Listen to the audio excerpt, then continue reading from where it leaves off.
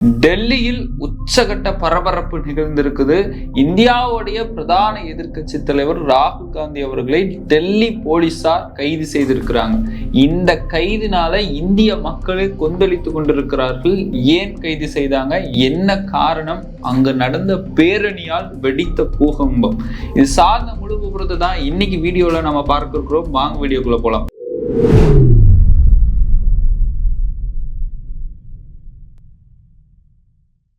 கோபாசை நண்பர்களுக்கு வணக்கம். நான் உங்கள் சின்ன. இது அரசியல் களம், தொடர்ந்து பேசுவோம், உண்மையை உறக்க சொல்வோம். இந்தியாவுடைய பிரதான எதிர்க்கட்சி தலைவர் ராகுல் காந்தி அவர்கள் இந்தியாவுடைய தேர்தல் ஆணையத்தை எதிர்த்து, அவர்கள் செய்த மோசடியை எதிர்த்து பேரணி நடத்தி இருக்கிறாங்க டெல்லியில. இந்த நடத்தினுடைய விளைவாக இந்தியாவுடைய எதிர்க்கட்சி தலைவர் ராகுல் காந்தி அவர்களும் மற்ற எம்பிகளான கேசி வேணுகோபால், பிரியங்கா அவர்கள், இவங்களெல்லாம் டெல்லி போலீசாரால கைது செய்திருக்கிறாங்க. ஏன் கைது செய்தாங்க? இவங்க நடத்தின பேரணி அந்த அளவுக்கு அதிர்வலையை ஏற்படுத்தி இருக்கிறது. அதாவது ஒன்றிய அரசாங்கம், பாஜக அரசாங்கம் தேர்தல் ஆணையத்தை வைத்து எப்படியெல்லாம் ஆட்சிக்கு வந்தாங்க, அத்தனையுமே இந்திய மக்களுக்கு ராகுல் காந்தி அவர்கள் போட்டுடைத்து விட்டார். இதன் காரணமாகத்தான் அங்க இருக்கக்கூடிய போலீசாரால கைது செய்யப்பட்டிருக்கிறாங்க. சரி, கைது செய்தது மட்டும் இல்லாம ராகுல் காந்தி அவர்கள் கைது செய்யப்பட்ட அந்த வாகனத்திலே உட்கார்ந்து கொண்டு ஒரு பேட்டி கொடுத்திருக்கிறார். என்ன பேட்டி தெரியுமா? இப்ப இந்திய மக்கள் மத்தியில உண்மையை போட்டு உடைக்கப்பட்டோம், ஆனா ஒன்றிய அரசாங்கத்தால எந்த பதிலும் பேச முடியல. இது அரசியல் போராட்டம் இல்ல, அரசியலமைப்பை காக்கும் போராட்டம்.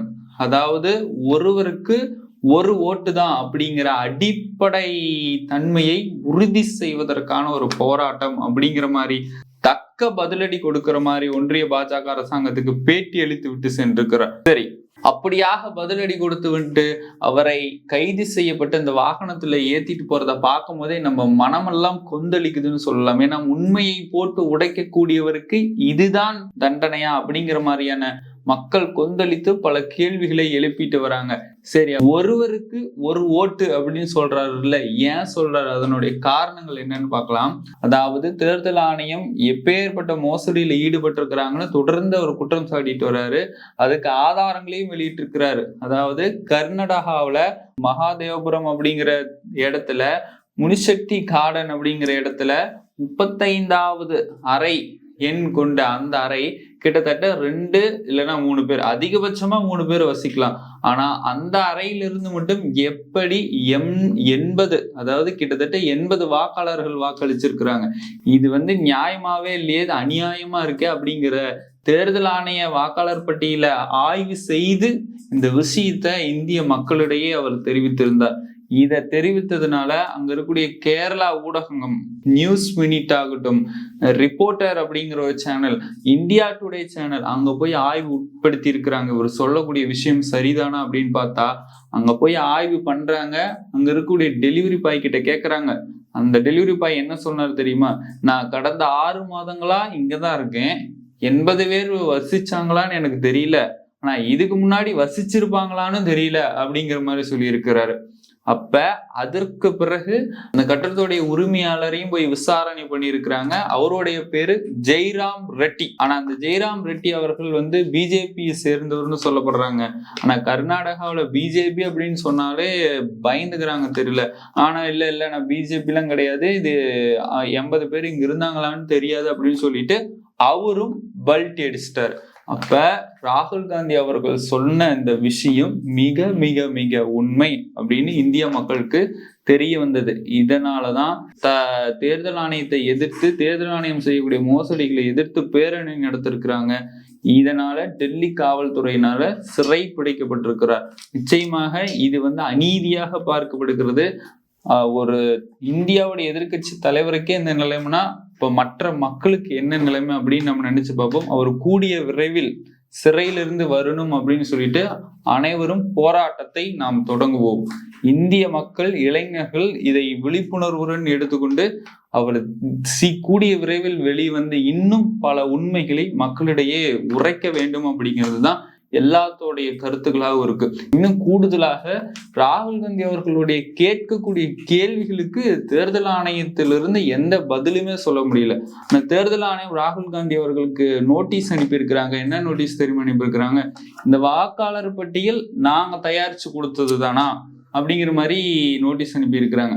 இந்தியாவுல வாக்காளர் பட்டியலை தயாரிக்கக்கூடிய ஒரு உரிமை கொண்ட அமைப்புனா அது தேர்தல் ஆணையம். ஆனா அவங்களே அப்படி கேட்கறது நியாயமான கேள்வியே தெரியல. இன்னும் ராகுல் காந்தி அவர்கள் என்ன அச்சடிக்கிற மிஷின் வச்சு அச்சடிச்சுட்டு வந்தாரா? அப்படியும் கிடையாது. ஆனா தேர்தல் ஆணையம் தரப்புல இருந்து சொல்லக்கூடிய விஷயங்கள் எதுவுமே நம்பகத்தன்மையாக இல்லை. அப்ப இந்த ராகுல் காந்தி அவர்கள் சொல்லக்கூடிய ஒவ்வொரு விடயங்களும் ஒவ்வொரு விஷயங்களுமே பாஜக அரசாங்கம் இப்படிதான் ஆட்சிக்கு வந்தாங்களா அப்படின்னு சொல்லி மக்கள் மத்தியில கேள்விகளும் அவர் சொல்லக்கூடிய விஷயங்களும் நம்பகத்தன்மையா இருக்குதுன்னு எல்லாராலையுமே பார்க்கப்படுகிறது. அந்த வாக்காளர் பட்டியல தேர்தல் ஆணையம் கொடுத்திருந்தாங்களா, அவர் எப்படி இந்த 400 கிலோ இருக்கிறத பார்த்து ஆய்வு பண்ணி கண்டுபிடிப்பாரு அப்படின்னு நினைச்சிருக்கிறாங்க.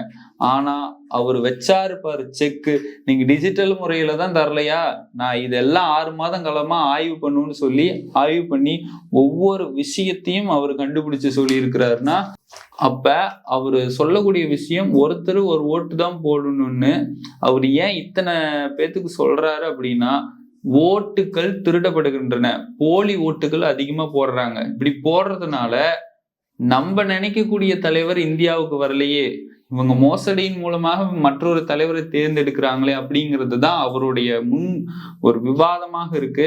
அதனால மக்களுக்கு இதை கொண்டு போய் சேர்க்கணும், தேசிய பிரச்சனையாக இதை கருதி கொண்டு மக்களுக்கு விழிப்புணர்வை ஏற்படுத்தணும் அப்படின்னு தான், இந்தியாவுடைய நலன், இந்தியாவுடைய ஜனநாயகத்தை காக்கணும் அப்படிங்கிறது தான் ஒரு தனி நபராக இருந்து இன்றளவும் போராடி வரார் அப்படின்னு நம்ம சொல்லலாம். அடுத்து இன்னொரு விஷயம், ஷகுல் ராணி அப்படிங்கிற 70 வயது பெண்மணி 2 இடத்துல ஓட்டு போட்டிருக்கிறாங்க. அப்ப அவங்கள போய் விசாரிக்கின்ற பொழுது இல்ல நான் அப்படி போடல அப்படின்னு சொல்றாங்க. இந்தியாவுல யாரேனும் கள்ள ஓட்டு போட்டதை நான் தான் போட்டேன்னு ஒத்துப்பாங்களா? ஆனா அவங்க ஒத்துக்கல. ஆனா பாஜக காரங்க சொல்லுவாங்க, நான் மோடி அவர்களுக்கு 6 முறை ஓட்டு போட்டேன் அப்படிங்கிற மாதிரி சொல்ற வீடியோ எல்லாம் இணையதளத்துல வைரல் ஆயிட்டு இருக்கு. அதெல்லாம் நீங்க போய் பாருங்க. எப்படி ஒண்ணு கள்ள ஓட்டு இல்ல போலி ஓட்டு. இதை விட ஒரு முக்கியமான விஷயம், வாக்காளர் பட்டியல் கொடுத்துருக்குறாங்கல்ல, அந்த வாக்காளர் பட்டியல்ல இருக்கக்கூடிய நபர்களுடைய தகப்பனார் இல்ல தாயாருடைய பெயர்லாம் ABCD EFGH இல்ல JKLM இந்த மாதிரி இருக்கு. அப்படி இல்லையா கசட தப்பட என்னென்ன நியமன, இதெல்லாம் என்ன ஒரு பேரா? அதை விட அவங்களோட வீட்டு முகவரிகள் 00000000 இதெல்லாம் என்ன கதைன்னு தெரியல. இவங்க எல்லாமே போலியான வாக்காளர்கள் தான்.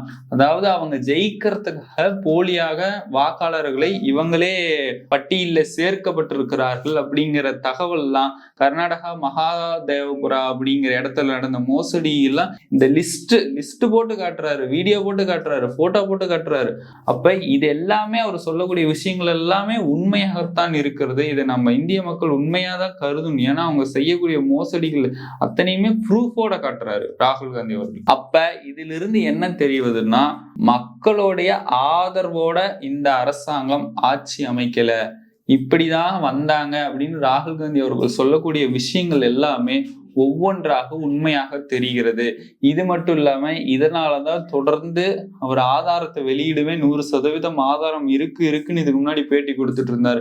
இப்ப ஆதாரத்தையும் வெளியிட்டுட்டாரு. தேர்தல் ஆணையத்தை நோக்கி பேரணியும் நடத்துறாரு. அப்படி நடத்துறதுனால அவங்களோட பதில் சொல்ல முடியல அப்படின்னா அதுக்கு பதிலடி கொடுக்கிற விதமா ராகுல் காந்தி அவர்களை கைது செய்திருக்கிறாங்க. இந்த கைது அநீதி. இந்திய இளைஞர்கள் கொந்தளித்து கொண்டிருக்கிறார்கள். அவரை கூடிய விரைவில் சிறையிலிருந்து விடுவிக்க வேண்டும் அப்படிங்கிறது எல்லாருடைய கோரிக்கையாகவும் இருக்கு.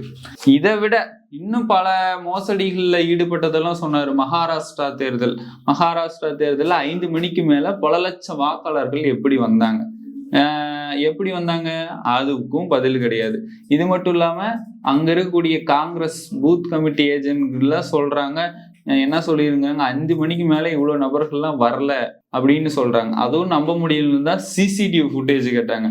கடைசியில CCTV ஃபுட்டேஜ் எல்லாம் தேர்தல் ஆணையம் அழிச்சிட்டோம் அப்படிங்கிற மாதிரி பதில் சொல்லிட்டாங்க. அப்ப ராகுல் காந்தி அவர்கள் தேர்தல் ஆணையத்துக்கிட்ட கேட்ட 2 கேள்வி, எங்களுக்கு சிசிடிவி ஃபுட்டேஜ் கொடுங்க, இல்லைன்னா டிஜிட்டல் முறையில வாக்காளர் பட்டியலை வெளியிடுங்கன்னு. எதையுமே கொடுக்காம தேர்தல் ஆணையம் இந்த மாதிரியான ஒரு விஷயத்தை ஏன் செய்யறாங்க, யாருக்காக செய்யறாங்க அப்படிங்கிறது ராகுல் காந்தி அவர்கள் பேசுறாரு, தேஜஸ்வி யாதவ் அவர்கள் பேசுறாங்க, என் வழக்கறிஞர் கபில் சிபல் அவர் கூட பேசுறாரு. ஒட்டுமொத்தமாக தேர்தல் ஆணையம் பாஜகவுடைய கைப்பாவையாகத்தான் இருக்குதுன்னு இந்தியாவுடைய எதிர்கட்சி தலைவர்களும் பேசுறாங்க, வழக்கறிஞர்களும் பேசுறாங்க.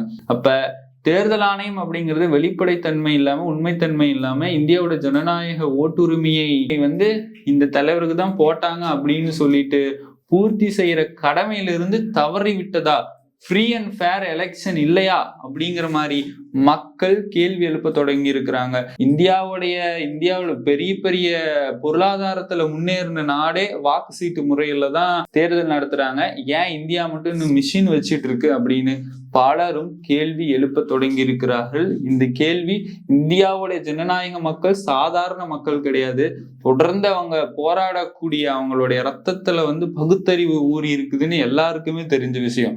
ஆனா தொடர்ந்து இவங்க இந்த மாதிரி மறைக்கக்கூடிய விஷயங்கள், மக்கள் கிட்ட ஒரு முகம் காட்டிட்டு பின்னாடி மறைக்கக்கூடிய விஷயங்களை மக்கள் மத்தியில் அம்பலப்படுத்த கொண்டிருப்பவரே ராகுல் காந்தி அவர்கள் தான். அவரை சிறைபிடித்துட்டா மட்டும் பல உண்மைகள் வெளியே வராம இருக்கும்னு நினைக்காதீங்க. எல்லா உண்மைகளும் வெளியே வரும். தொடர்ந்து போராடுவோம். ராகுல் காந்தி அவர்கள் வெளியே இன்னும் பல உண்மைகளை மக்கள் மத்தியில் கொண்டு சேர்ப்பார் என்பதை உறுதியாக நம்புவோம். தொடர்ந்து இணைந்திருங்கள், உங்களுடைய ஆதரவை தாருங்கள். மீண்டும் நல்ல அரசியல் காலத்தில் நான் உங்களை சந்திக்கிறேன். அதுவரையும் உங்களிடமிருந்து விடைபெறுவது நான் உங்கள் சின்னா.